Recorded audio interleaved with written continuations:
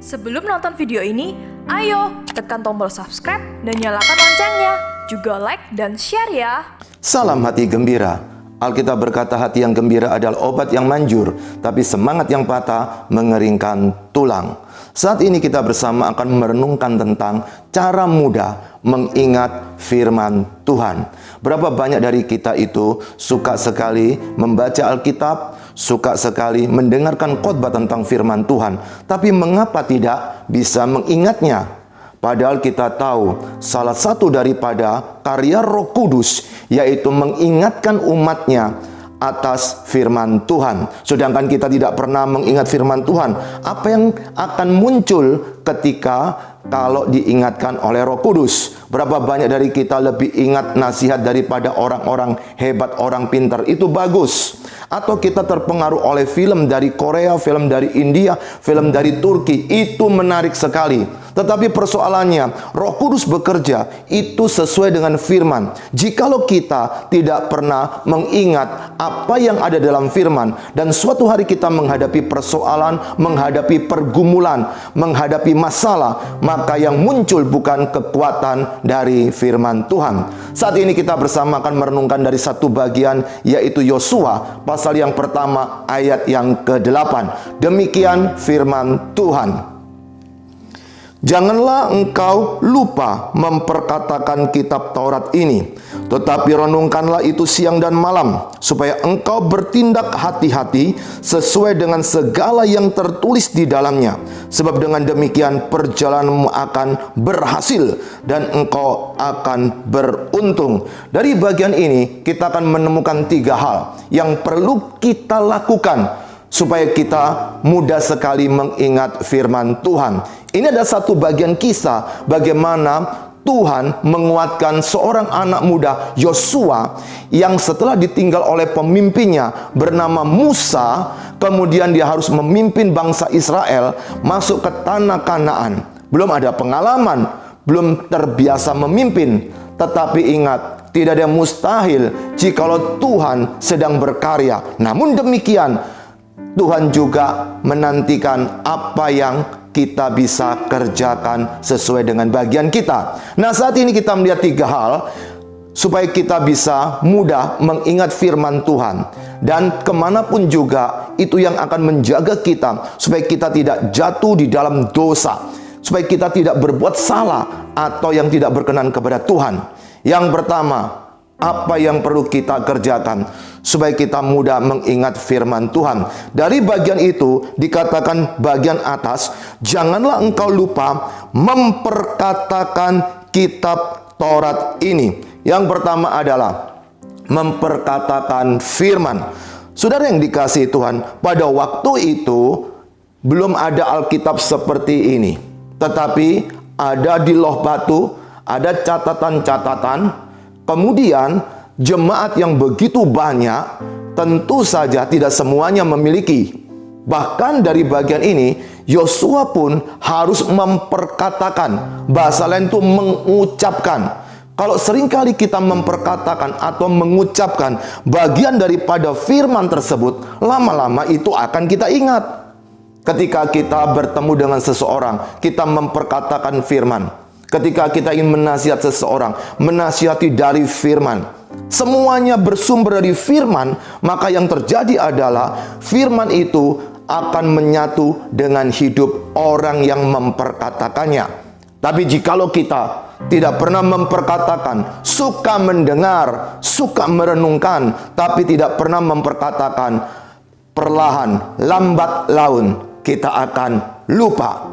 Maka dari itu sekarang berjuanglah dalam keseharian kita, memperkatakan terus-menerus. Itu akan membuat kita mengingat tanpa kita perlu ada waktu khusus menghafal.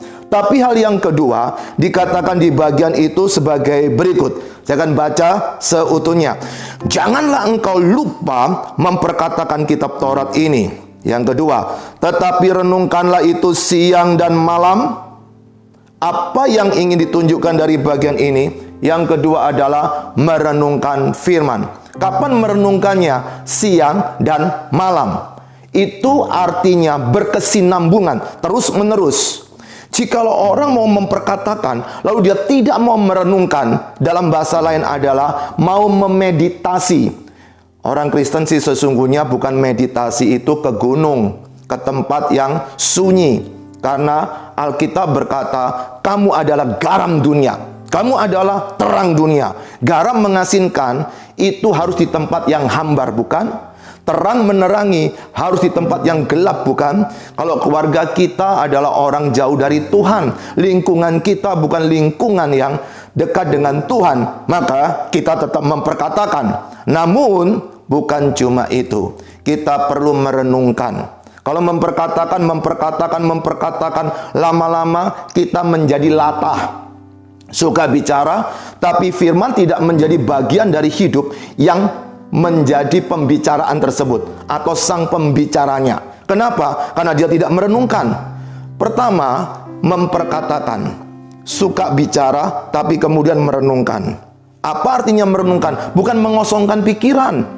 Kalau mengosongkan, hati-hati, nanti roh lain bisa masuk. Tapi meditasi adalah merenungkan. Mengapa ya firman hari ini kok berkata seperti ini? Apa yang sedang ingin Tuhan tunjukkan kepada saya?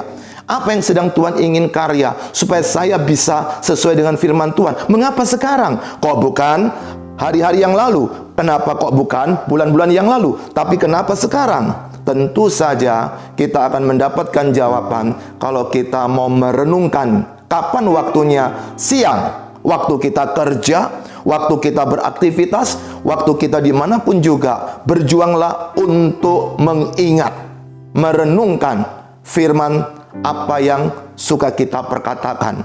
Ketika kita menasihati orang, kita pikir, apakah itu juga menasihati diri kita? Maka ketika kita merenungkan siang dan malam, hal yang terakhir ketiga, bagaimana supaya kita mudah mengingat firman Tuhan. Saya akan membaca seutuhnya bagian ayat ini. Janganlah engkau lupa memperkatakan kitab Taurat ini, tetapi renungkanlah itu siang dan malam, supaya engkau bertindak hati-hati sesuai dengan segala yang tertulis di dalamnya. Sebab dengan demikian perjalananmu akan berhasil dan engkau akan beruntung. Yang ketiga terakhir yaitu melakukan firman. Pertama, memperkatakan firman. Kedua, merenungkan firman. Ketiga, melakukan firman. Banyak orang suka memperkatakan, suka khotbah, tapi tidak suka merenungkan. Tapi ada yang suka khotbah, tapi dia seorang perenung, suka merenungkan, namun dia tidak melakukan. Maka hati-hati, dia tidak akan bisa menjadi bagian daripada firman itu. Mungkin dia sangat menguasai firman, tapi dia tidak mau dikuasai firman. Dia sangat pandai bicara tentang firman, tapi hidupnya tidak mau dikendalikan oleh firman. Maka berjuanglah untuk melakukannya.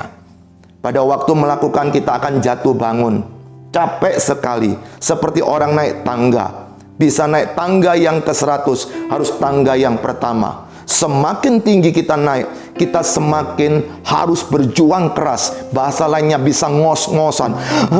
Napasnya harus terus berdegup dengan keras luar biasa. Kenapa?